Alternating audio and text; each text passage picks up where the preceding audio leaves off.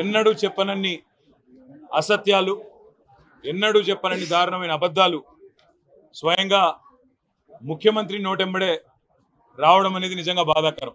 కాకపోతే ఒకటి మాత్రం ఇవాళ తేటతెల్లం అయిపోయింది. ముఖ్యమంత్రి రేవంత్ రెడ్డి ఈరోజు ఒక కన్ఫెషన్ స్టేట్మెంట్ ఇచ్చిండు. ఒక కన్ఫెషన్ స్టేట్మెంట్ ఇచ్చి అప్రూవర్ అయిపోయిండు. ఏమని?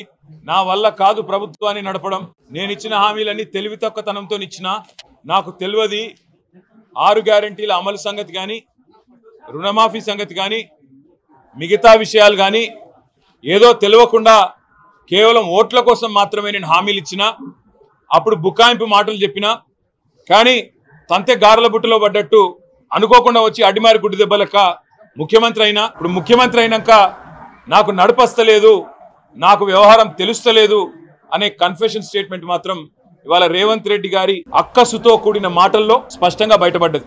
ఈ ప్రభుత్వం ఇవాళ కేవలం రైతు బంధుకు రామ్ రామ్ చెప్పే ప్రయత్నం చేస్తున్నది. మనం ఖచ్చితంగా అవసరమైతే అందరం కూడా ఈ ప్రభుత్వం మీద ఎక్కడికక్కడ మీ గౌరవ ఎమ్మెల్యేలు ఉంటే వారిని, ఎమ్మెల్సీలు ఉంటే వారిని, మీ స్థానిక ప్రజాప్రతినిధుల్ని రేపు స్థానిక సంస్థల ఎన్నికల్లో కూడా నిలదీయండి, అడగండి. సంక్రాంతి తర్వాత అంటున్నారు, ఇప్పుడు మరి ఏ సంక్రాంతో చెప్తలేరు.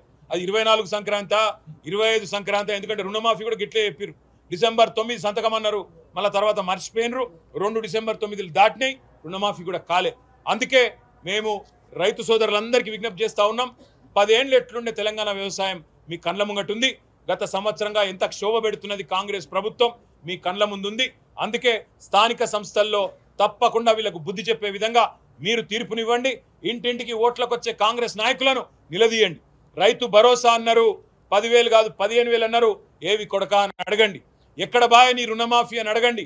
ఎందుకు పెడుతున్నారు కట్టింగ్లను అడగండి. ఏమైనా నీ 6 గ్యారెంటీలను అడగండి, నిలదీయండి. ఖచ్చితంగా ఎక్కడికక్కడ కాంగ్రెస్ నాయకులను గల్లాబట్టి అడగండి అవసరమైతే. ఎందుకంటే అధికారం ఇచ్చింది మీరు, అధికారం ఇచ్చింది రైతులు, కాబట్టి తప్పకుండా గల్లాబట్టి అడిగే అధికారం మీకున్నది.